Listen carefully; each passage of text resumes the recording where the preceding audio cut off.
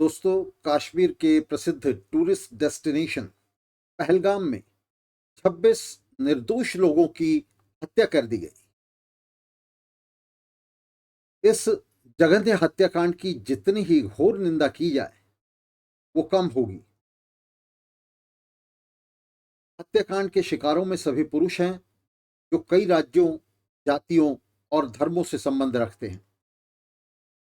हालांकि चश्मदीद गवाहों के अंतर्विरोधी बयान सामने आए हैं, मगर सबसे विश्वसनीय बयान यही है कि हत्यारों ने शिकारों पर छिपकर गोलियां चलाई।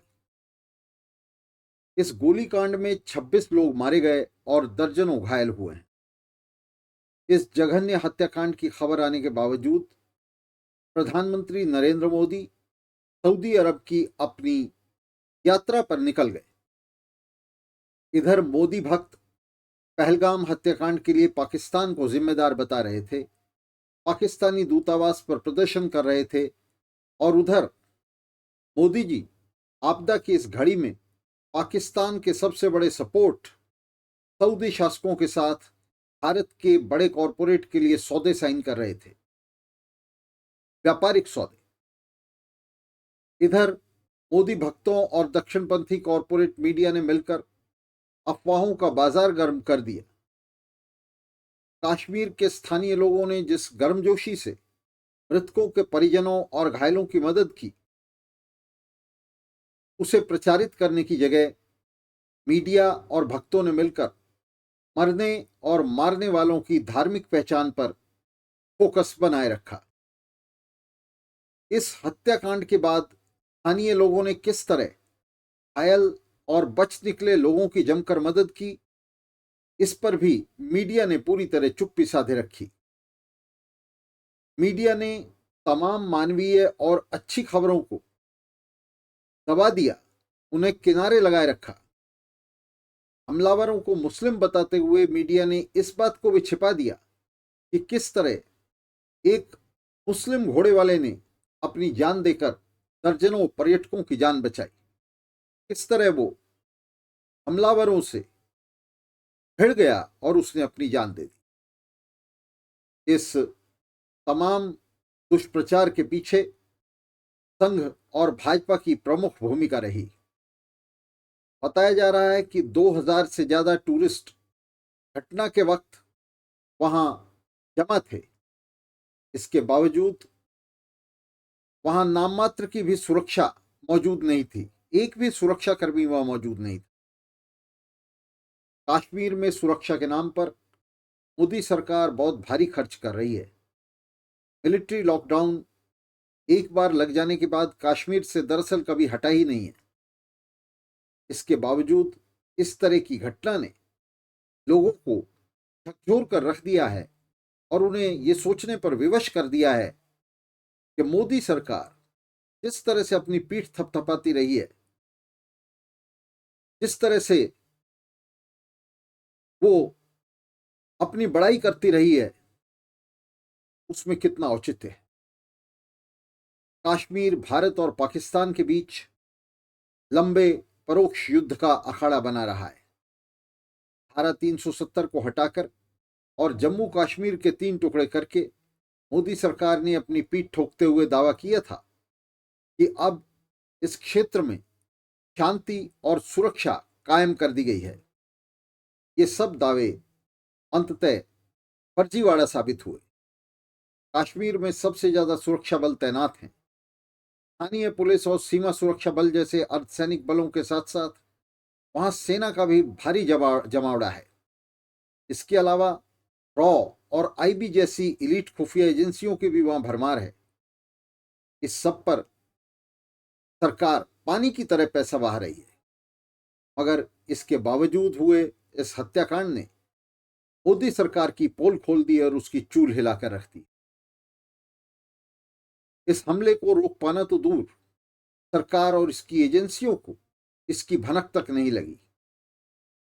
दरअसल ऐसा संभव ही नहीं है, और इसलिए इस अपराध के पीछे मोदी सरकार और इसकी एजेंसियों का हाथ होने के भी कयास लगाए जा रहे हैं। और कयासों से, इस संभावना से इनकार भी नहीं किया जा सकता। कश्मीर पर्यटन का बड़ा केंद्र है और पूंजी निवेश के जरिए वहां पर्यटन उद्योग बड़े मुनाफे का साधन बन सकता है। हाल ही में कश्मीर के रीसी जिले के सलाल हाइमाना क्षेत्र में महंगी लिथियम धातु के बड़े भंडारों का भी पता चला है। उनकी खोज हुई है। 6 मिलियन टन से भी ज्यादा लिथियम के भंडार यहां मौजूद होने की संभावना है, उसका अनुमान है। प्रधानमंत्री नरेंद्र मोदी के खरबपति दोस्त गौतम अडानी की गिद्ध दृष्टि पर्यटन उद्योग के साथ साथ अब मुख्यतः इन भंडारों पर फोकस हो गई है। अडानी या खनन और कारखाने लगाने के लिए आतुर है। अडानी को कश्मीर में लिथियम की खनन और पर्यटन पर एकाधिकार चाहिए और मोदी सरकार ये एकाधिकार दिलाने के लिए अडानी को कुछ भी कर सकती है। इसके साथ ही दूसरी बड़ी संभावना इस हत्याकांड के पीछे पाकिस्तान के शासकों का हाथ होने की है। अभी हाल ही में 11 मार्च को पाकिस्तान के बलूचिस्तान में बलूचिस्तान लिबरेशन आर्मी ने जफर एक्सप्रेस को हाईजैक कर लिया था। क्वेटा से पेशावर जा रही इस ट्रेन में 380 यात्री सवार थे। इस हाईजैक कांड में 214 बंधक और 50 से ज्यादा पाकिस्तानी सैनिक मारे गए थे। पाकिस्तान के विदेश मंत्री, रेल मंत्री और बलूचिस्तान के मुख्यमंत्री ने इस कांड के पीछे भारत का हाथ बताया था। अफगानिस्तान से जुड़े गुटों को भी इस साजिश में शामिल बताया गया था। हालांकि मोदी सरकार ने इससे इनकार किया था, मगर सरकार के मंत्रियों समर्थकों के बयान इससे मेल नहीं खा रहे थे। वे पाकिस्तान के 3 टुकड़े कर देने की धमकी तक दे रहे थे। इस कांड के बाद एक बार फिर पाकिस्तान की तरफ से भी धमकियां आने लगी थी। भारत और पाकिस्तान के बीच ये रंजिश, ये हिंसा, ये मारामारी कोई नई नहीं है। पिछली आधी सदी में दोनों देशों ने एक दूसरे को असंतुलित और अस्थिर करने में कोई कसर शेष नहीं छोड़ी है। 1947 में भारतीय उपमहाद्वीप के विभाजन से जन्मे भारत ने फौजी कार्रवाई के जरिए 1971 में पाकिस्तान के 2 टुकड़े कर दिए थे। इसके बाद 1998 में सीमांत क्षेत्र कारगिल में दोनों देशों के बीच एक और छोटा युद्ध लड़ा गया। इन युद्धों के अलावा भी दर्जनों सीधी और सैकड़ों परोक्ष हिंसक मुठभेड़ों में दोनों देशों की सत्ताएं लगातार उलझी ही रही हैं। सीमा के दोनों ओर से संचालित मुंबई, उड़ी, पुलवामा और बालाकोट जैसी सैनिक कार्रवाइयों की अनंत श्रृंखला मौजूद है। 1947 में हमारी उपनिवेशवाद विरोधी क्रांति के गर्भपात से जन्मे ये दोनों देश बड़े पूंजीपतियों के नियंत्रण वाले, उनके कब्जे वाले असफल राज्य हैं और दुनिया भर में गरीबी, बीमारी और निरक्षरता के आज भी केंद्रक बने हुए हैं। इसके बावजूद एक दूसरे से होड़ लगाते दोनों देश फौजों के रखरखाव और हथियारों के जखीरे जमा करने पर अपने महत्वपूर्ण स्रोतों का अपव्यय कर रहे हैं।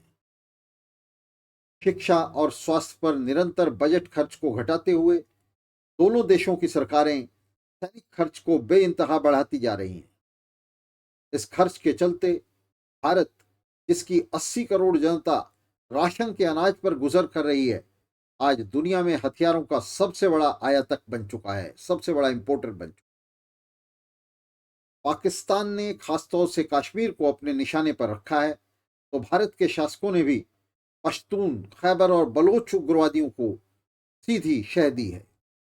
इन सभी उकसावों में सीमा के दोनों तरफ समित राष्ट्रीयताओं की समस्या ने भी बड़ी भूमिका अदा की है। सीमा पार आतंकी कार्रवाइयां इस निर्मम खेल में दोनों देशों के शासकों का प्रमुख और मनपसंद औजार रही हैं। दोनों देशों के एलीट शासकों के बीच दक्षिण एशिया में दबदबे और बाजारों स्रोतों पर नियंत्रण के लिए जारी इस प्रतियोगिता का पूरा बोझ मेहनतकश जनता होती रही है और इस प्रतिगामी संघर्ष में दरअसल उसी का लहू बहता रहा है। उसने न सिर्फ प्रत्यक्ष और परोक्ष युद्धों में अपना लहू बहाया है, बल्कि फौजों और हथियारों का खर्च भी दोनों सरकारों ने उसी के श्रम के गहन दोहन से वसूल किया है। पिछले समय में जो दुनिया भर में पूंजीवाद के गहन संकट का समय रहा है, दोनों देशों के बीच ये सशस्त्र टकराव ज्यादा से ज्यादा संघनित होते चले गए हैं। दोनों देशों के शासक जिन हिंसक मुठभेड़ों में जुटे रहे हैं, उनमें दोनों देशों की शांतिप्रिय मेहनतकश जनता की दरअसल रत्ती भर भी रुचि नहीं है। वह मारामारी और खून खराबे के कतई पक्ष में नहीं है। दोनों देशों के शासक इसे ऊपर से मेहनतकश जनता पर जबरन थोप रहे हैं, लाद रहे हैं। अंधराष्ट्रवाद की धुन बजाते हुए वे अपनी अपनी जनता को इस दूषित और खूनी मुहिम के पीछे बांधने को उत्सुक हैं और उसके लिए प्रयासरत हैं। दोनों देशों के शासकों के खिलाफ उनकी लूट, हिंसा और युद्धों के खिलाफ संघर्ष में हासिल दोनों देशों की मेहनतकश जनता के बीच एकता ही इस क्षेत्र में शांति और संपन्नता की कुंजी है, उसकी पक्की गारंटी। बड़े पूंजीपतियों के नेतृत्व वाले ये शत्रुतापूर्ण राज्य समूचे क्षेत्र की स्थिरता और संतुलन के लिए बड़ा खतरा बने हुए हैं और बने रहेंगे।